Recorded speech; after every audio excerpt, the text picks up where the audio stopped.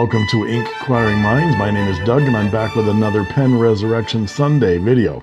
Actually, this is going to be a rehash of an old episode. We're going to start doing reruns.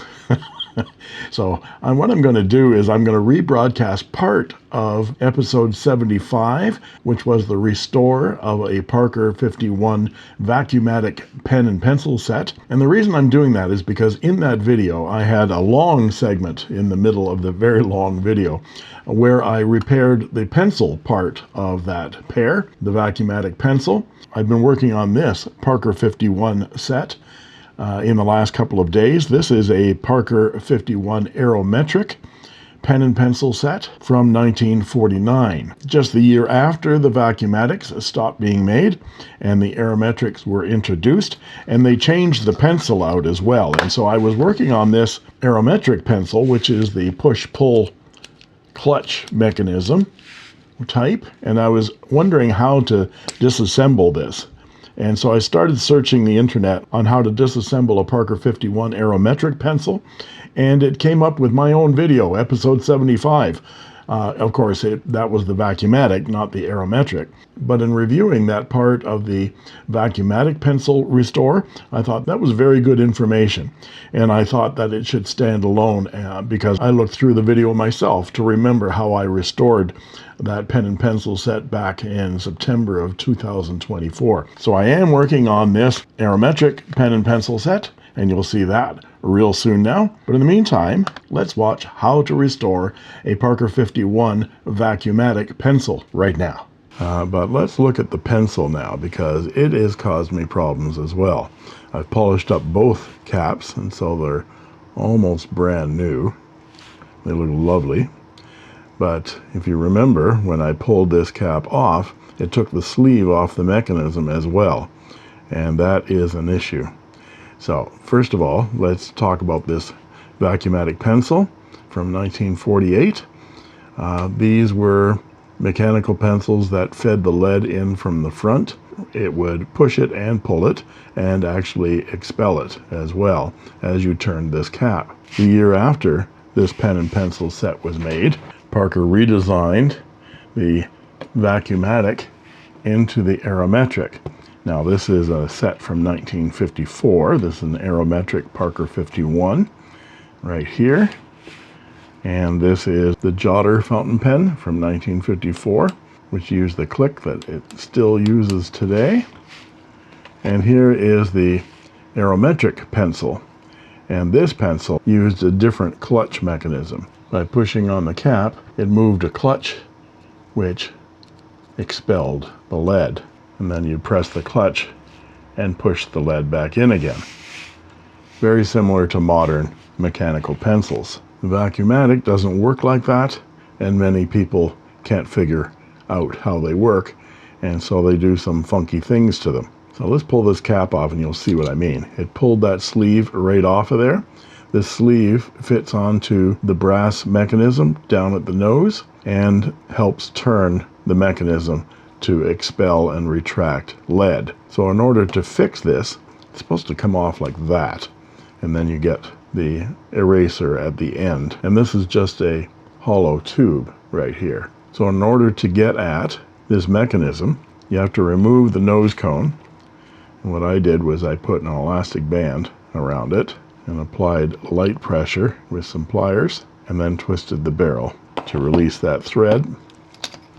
And then the nose cone comes off, and there's the brass-lined barrel. And here is the mechanism. The way this mechanism works is there's an outer helix cut tube of brass. Inside of that, there's a tube which takes the lead, and inside that, there's a small key that pushes a rod to expel the lead. So if I hold on to the nose of this mechanism and turn it, at the very end of the travel, you'll see that that tube where the leads go in is extended, and then you keep turning and that rod is extended and pushes the lead out. So when you put the lead into the pencil from the front, you put it in the tube and then give it a push, and that lead will slide like that and be caught by that inner keyed rod. The two keys There's one right there. Travel along that helical keyway. There's the second rod that expels the lead when you're done with it. And the helical keyway draws those keys all the way to the back of the lead chamber. All of this rotation happens because this sleeve is press fit right there, like that. And you rotate it and it works.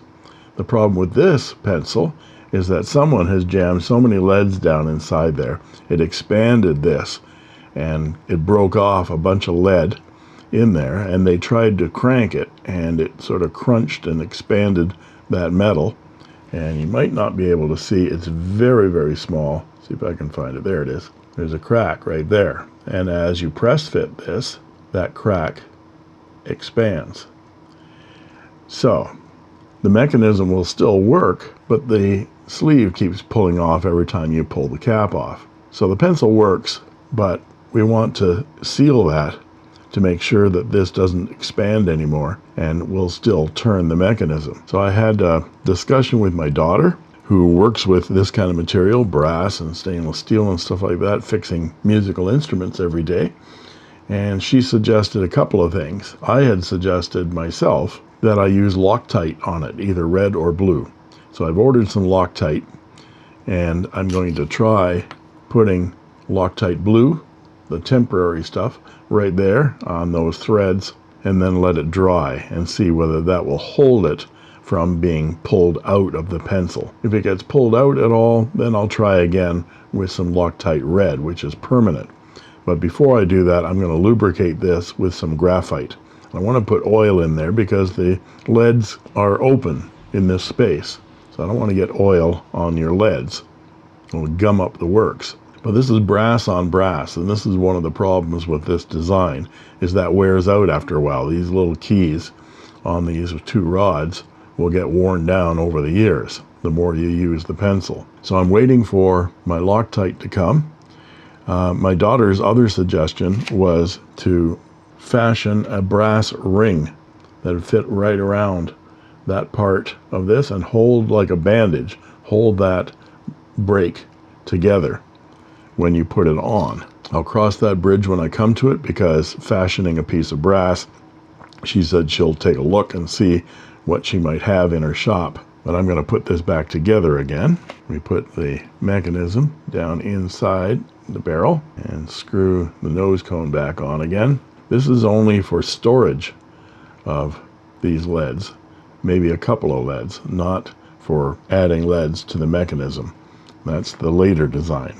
We put the cap back on. There we go. And we turn the cap and the lead comes out. We turn it the other way and it retracts.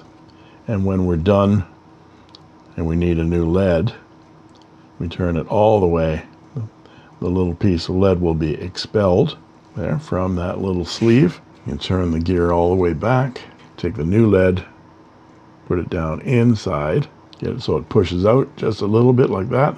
You turn it down and give it a small push, and it goes back in just that amount. Just fit it so that it will retract back and forth. These leads are ones. I've put the Faber-Castell Super Polymer in here. It's a really nice lead, and they're 0.9 millimeters in thickness. So that's a special thick lead. Don't put these more prevalent 0.5 leads in this pencil.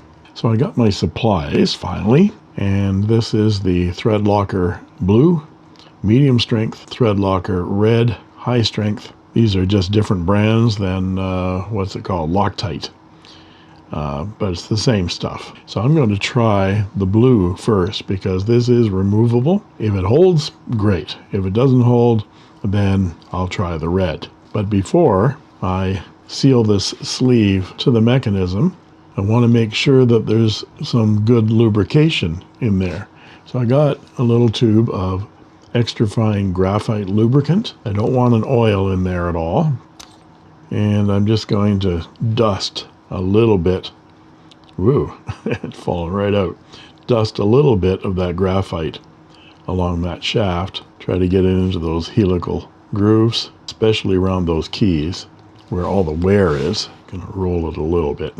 This fine graphite powder is great for sticky locks and things like that. And I'm just gonna roll it back and forth to get that graphite into those grooves. Take that away and then shake up our Loctite. Just going to put a small drop of Loctite right there and then introduce the sleeve to it. So I just wicked off a little bit. There. Just going to wipe off the excess and make sure it turns. So I'm going to let that dry because the directions say assemble the parts and that's it. But I know that you have to let that dry. So I'm going to let that dry for an hour or so. And then I'll come back and put it back into the pencil. Well, I successfully repaired both the fountain pen and the pencil. They were way more complicated than I had thought going in. Every time I see a pen that looks like it will be a piece of cake, I get an alarm bell at the back of my head that says, this one's going to come back and bite me in the ass. And sure enough, both of them did just that. I'm positive that whoever restored the pen did something to the pencil as well. They glued it in with crazy glue. Are they nuts? See, that's what I thought. And I successfully repaired the pencil. I discovered why the chrome-plated brass sleeve had been pulled out of the mechanism and cracked. Someone had used an implement to dig the eraser out of the end of the tube and caused a burr in the brass right there that was catching on the inside of the cap and pulling off the sleeve. I sanded that burr down with 400 grit sandpaper, reshaped the eraser so it was round again as it had been squashed into an oval, and distorting the end of the sleeve as well. I lubricated it with a touch of silicone oil. I used Loctite blue on the brass mechanism to seal and secure the sleeve to the mechanism, and so far, so good. I pulled it out and pushed it in repeatedly, and it shows no sign of coming loose. That's what she said. And if it does, I will use Loctite red instead. So, this restoration took twice as long as I had expected, but the result is one gorgeous 1948 Parker 51 Vacumatic pen and pencil set in the original box. And there you have it. If you like this video, please like and subscribe, and don't forget to ring that bell to get instant notifications whenever a new video is posted. You can join as a member of my channel for only 99 cents a month, and I guarantee I'll answer your comments in the comment section, and you'll get cool emojis, badges, sneak peek unboxing videos, as well as instant access to my videos the moment I post them. And that just leaves it for me to say, thank you.